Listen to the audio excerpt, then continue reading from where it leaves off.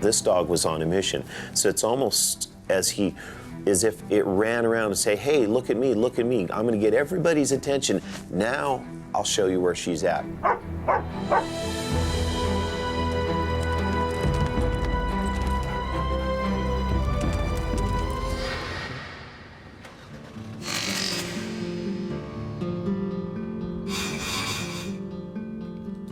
It was December 13th, 2006, and I was at my house in Moab.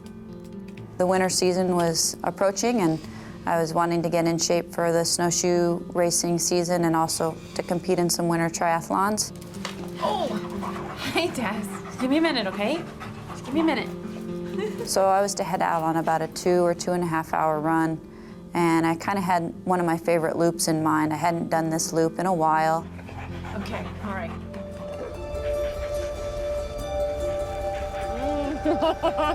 One of the world's premier extreme sports athletes, Donnell is known for staggering feats of endurance in adventure racing. Single and living alone, her constant companion is her dog, Taz. I got Taz from a puppy rescue. I remember going to the shelter and there were several puppies there. This one puppy sort of stood out. Hi. Because he was energetic and he liked to run around and he was hyper and he had this real playful attitude about him that I liked. I sort of connected with that. With Taz for company, Donnell is planning a routine training run through Moab's backcountry. It's a beautiful but rugged wilderness where few people ever go. Despite its beauty, the backcountry surrounding Moab can be hostile and dangerous.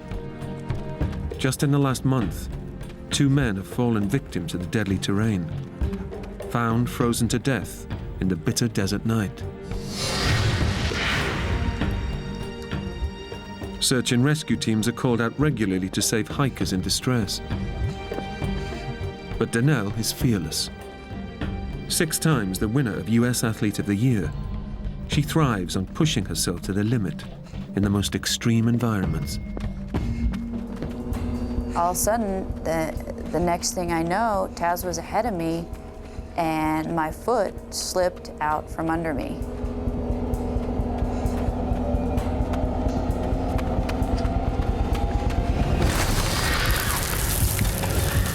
I almost immediately knew that I was in trouble because I couldn't stop. And I was moving fast at that point.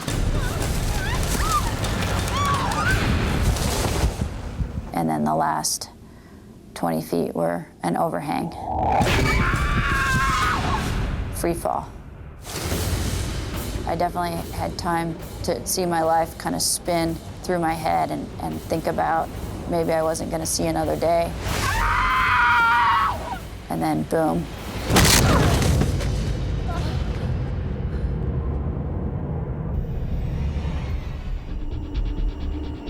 It's a horrendous fall. The impact has shattered Donnell's pelvis into pieces, leaving her skeleton severed in 2. There's nothing but soft tissue connecting her legs to the rest of her body. Super athlete Donnell goes into survival mode.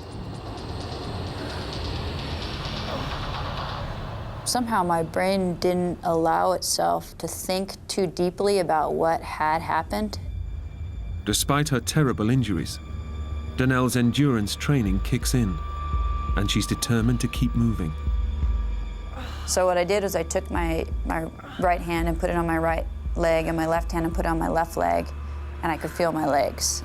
And so I knew that I wasn't paralyzed. And my next reaction was, I gotta get out of this canyon. I gotta get back to my truck, and I gotta get home, or I gotta get to the hospital.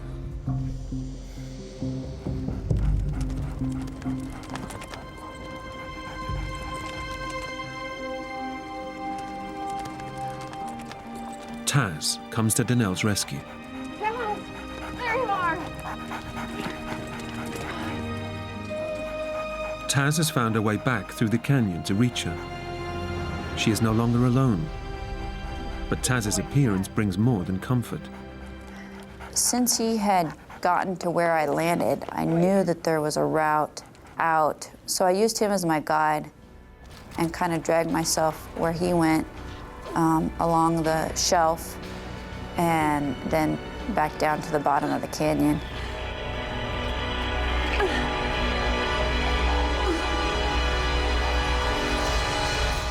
As the winter sun sets, the temperature is dropping below freezing. Daylight is fading fast, and with it, any chances of getting out of the canyon before nightfall.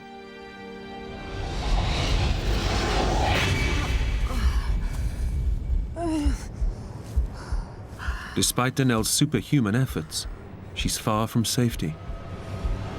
Too tired to go on, she stops for the night.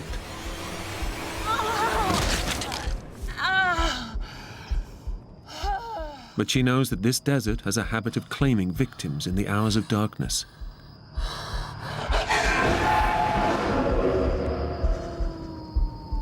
It was comforting having Taz there. And I also knew that if there was to be, say, a coyote or something that was to come into the canyon, that he would bark and scare any wild animals away.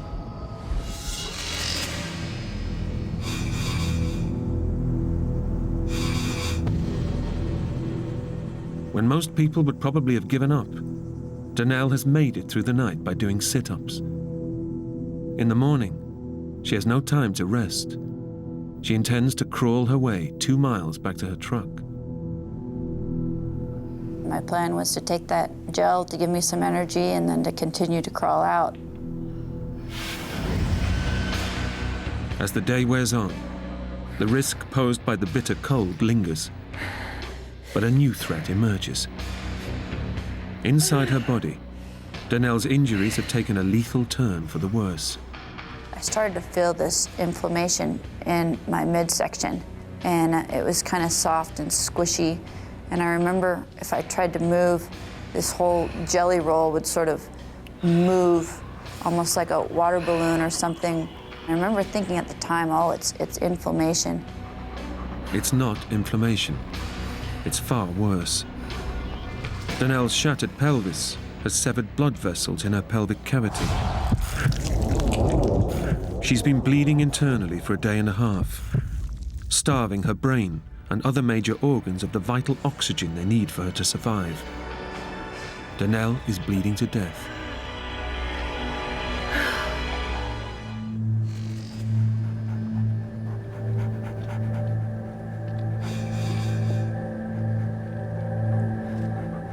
Thanks to her endurance training and extraordinary willpower, Danelle has survived a second night in the freezing winter desert, where most people wouldn't have survived one.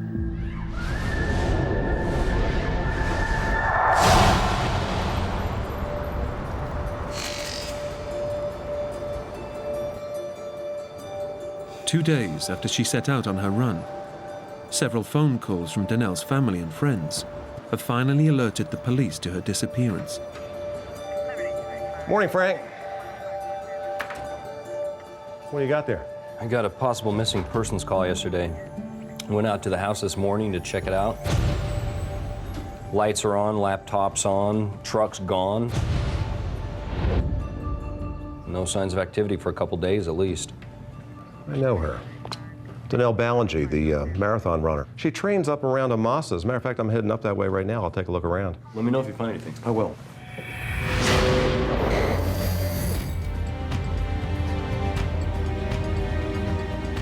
Local detective Craig Shumway knows that Danelle often trains in the Amasa back area, north of Moab. He's hoping his hunch pays off.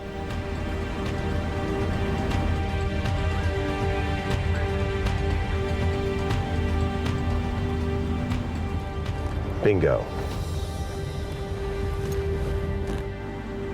Now a search and rescue operation can be launched, but it may already be too late for Danelle. Taz.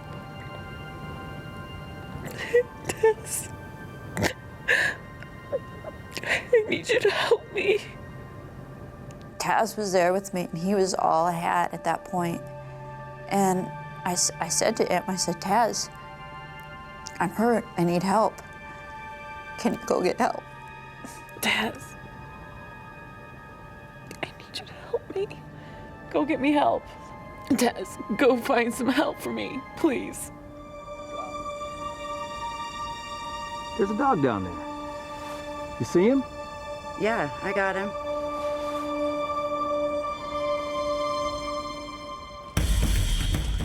Taz has found his way out of the canyon and is heading towards the search party. But as he races towards them, John fears the worst. As the rest of the search party arrives, Taz reaches the top of the canyon. But he doesn't stop, and his behavior is bewildering. This dog was on a mission, so it's almost as if it ran around to say, hey, look at me, look at me. I'm gonna get everybody's attention. Now I'll show you where she's at.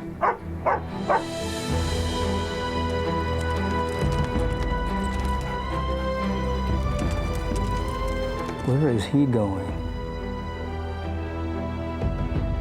All of a sudden, down in the bottom of the canyon, the dog reappears and headed back up the Amasaback Trail. So I get on the radio and I radio over to the vehicles heading up the trail. 1T812 to 1T836. Hey, Bago, looks like the dog's coming your direction. Let him pass. Let's see where he's going. I'm looking over my shoulder, and sure enough, Taz appears and takes off up over the hill. I'm going, you know, I think I should follow Taz for about 5 minutes just to see. Okay, dog. Let's see what you know.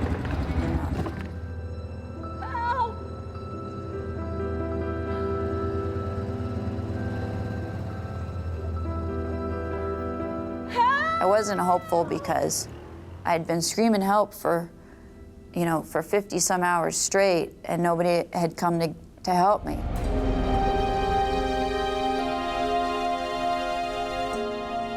It was the best moment of my life because I knew right then that I was going to get a second chance.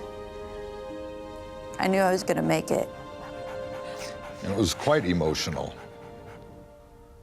because not very often do you go on a rescue where somebody's life is really quite on the edge. The look on her face was one of relief, and then the tears came.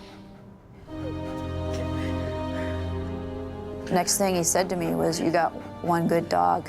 And I just started crying. I just laid there and started crying. I don't think any human could have survived another night in those temperatures. Taz's extraordinary bond with Danelle has saved her life. Taz certainly did make the difference in shaving hours or perhaps even days off of finding Danelle. And in this rescue, she didn't have hours or days to spare. She was on the brink as it was.